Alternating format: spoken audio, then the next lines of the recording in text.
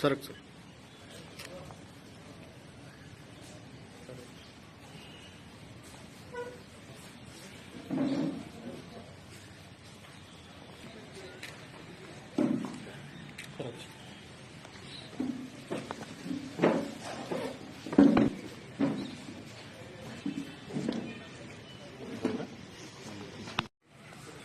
నేను బాబు పూజ సామాగ్రి పోయినట్టుంది కదా.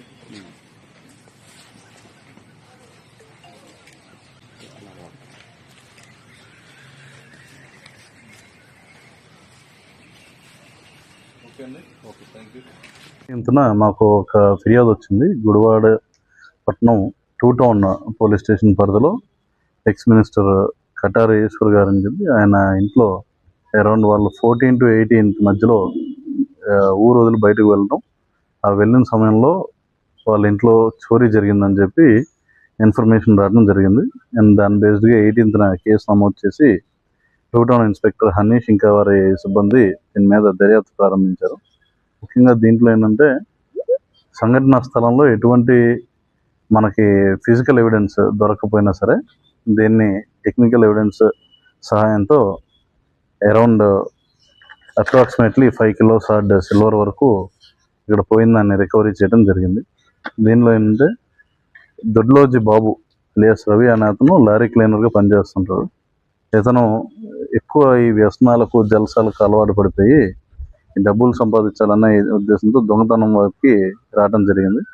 ముఖ్యంగా ఇతని మీద ఇప్పటి వరకు 11 దొంగతనం కేసులు అనేవి నమోదు కాబడి ఉన్నాయి. ముఖ్యంగా మనం చూసుకుంటే తెలంగాణ, ఆంధ్రప్రదేశ్ 2 రాష్ట్రాల్లోనూ, ముఖ్యంగా హైదరాబాద్, ఎస్ఆర్ నగర్, అదేవిధంగా మన చిలకలూరుపేట, నెల్లూరు, తణుకు, అంతేకాకుండా ఎన్టీఆర్ జిల్లా ప్రాంతాల్లో ఇతను ఇంతకుముందు దొంగతనాలు చేయడం జరిగింది.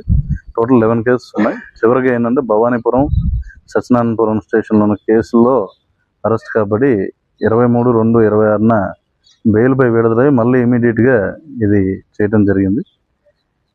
ఈ నేపథ్యంలో ఏంటంటే దొంగతనం చేయడానికి తాళం వేసిన నీళ్ళ కోసం రెక్కీ చేస్తూ ఉంటాడు. ఇతను సైకిల్స్ మీద ఇక్కడ రెక్కీ చేస్తుంటాడు. ప్రత్యేకమైన ఇంటి తాళాలు అవి పగలగొట్టని ప్రత్యేకమైన రాడ్లను తయారు చేసుకుని చుట్టుపక్కల ఎవరూ లేని సమయంలో తాళం పగలగొట్టి ఇంట్లోని బీరువాలో వెండి వస్తువులు అనేవి దొంగలించిపోవడం జరిగింది. అయితే ఏంటంటే ఇతనికి సహకరించిన 2 లేడీస్ కూడా ఉన్నారు. ఆ మహిళా ముద్దాయిలను కూడా ఇతనితో పాటు రిమాండ్కి పంపించడం జరుగుతుంది.